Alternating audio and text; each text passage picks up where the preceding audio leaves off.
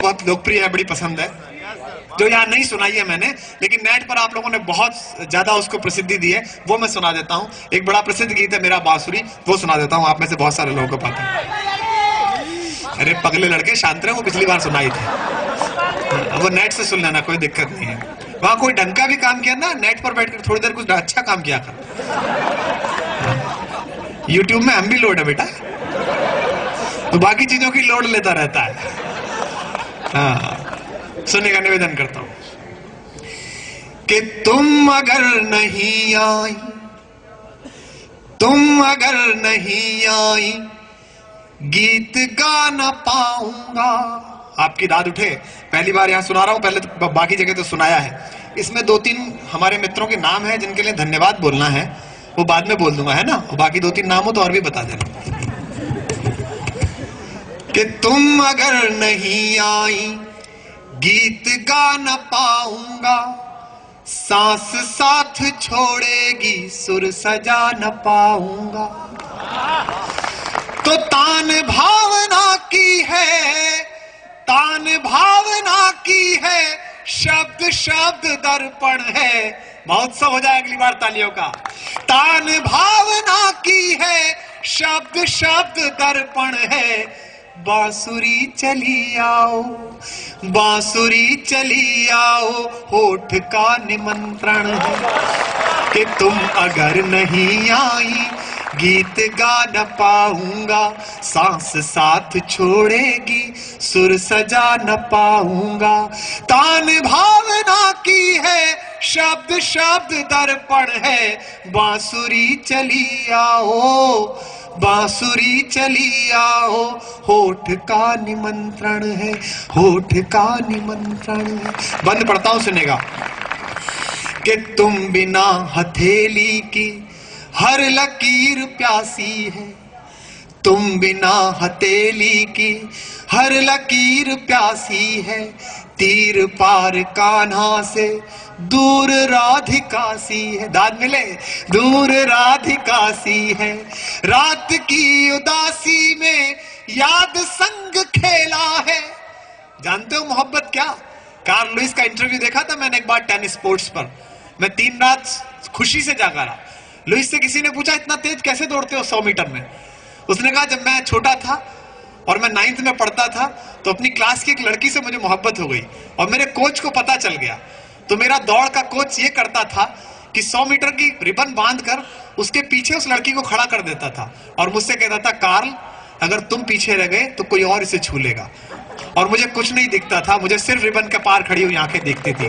ये कहलाती है मोहब्बत। ये है इसका जादू जो दुनिया फतेह करती है।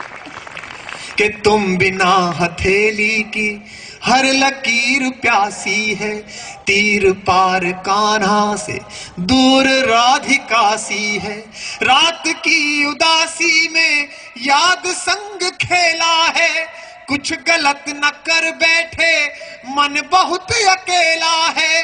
तो औषधि चली आओ, इस बार तालियां उठे। औषधि चली आओ, औषधि चली आओ, चोट का निमंत्रण है। बांसुरी चली आओ, होठ का निमंत्रण है। औषधि चली आओ, चोट का निमंत्रण है। कि तुम अलग हुई मुझसे सांस की खताओं से। लड़कियों को शुभकामनाएं, बहुत प्रगति कर रही हैं आजकल। इंजीनियर बन रही हैं, डॉक्टर बन रही हैं, प्रोफेसर बन रही हैं, साइंटिस्ट बन रही हैं। हो सकता है कुछ दिन बाद बुद्धिमान भी हो जाएं। कि तुम अलग हुई मुझसे, तुम अलग हुई मुझसे सांस की खताओं से। भूख की दलीलों से, वक्त की सजाओं से। दाद मिले। दूरियों को मालूम है दर्द कैसे सहना है। दूरियां समझती हैं दर्द कैसे सहना है। आंख लाख चाहे पर होठ से न कहना है।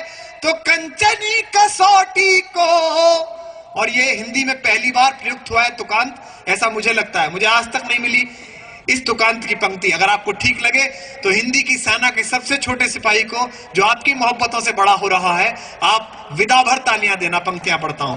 तो कंचनी कसौटी को खोट का निमंत्रण है, बांसुरी चली आओ होठ का निमंत्रण है, औषधि चली आओ। बहुत बहुत धन्यवाद, बहुत बहुत आभार आप सबका। और दोस्तों समय की सीमा है। हाँ नहीं पुरानी कुछ नहीं सुनाऊंगा, मैं जानता हूं। मैं सुनाता हूं, मुझे पता है। ये मेरे एक बड़े भाई बैठे हैं बीचों बीच, संत शरण अवस्थी जी, दैनिक जागरण के संपादक हैं। ये जानते हैं अखबार में दिक्कत ऐसी होती है, और आप लोगों की भी। अभी आप पुरानी सुन लोगे और कल नेट पे जब आपके कमेंट्स चलेंगे तो ये चले वही पुरानी सुना गया यार, अब ठीक है यार। ये नहीं, मैं आपको नया सुना देता हूं, फिर मैं आपको एक आधा गीत सुनाता हूं और फिर इसके बाद मुझे विदा दे दीजिए। पिछली बार जनवरी में आदरणीय सुरेंद्र शर्मा जी देश के 3 कवियों को लेकर अग्रिम मोर्चे पर गए थे कारगिल की तरफ, भारतीय सेना के बुलावे पर कुछ कविताएं सुनाने। मैं भी गया था। और एक बात मैं आपको बता दूं, अभी थोड़ी ठंड है। मैं जब तैयार होता था बनर्जी साहब ने मुझसे कहा कि यंग मैन कुछ पहन लेना, वहां थोड़ा ठंड है। तो इनके यहाँ थोड़ी नहीं होती, थोड़ा होता है ठंड, बंगाल में थोड़ा होता है। तो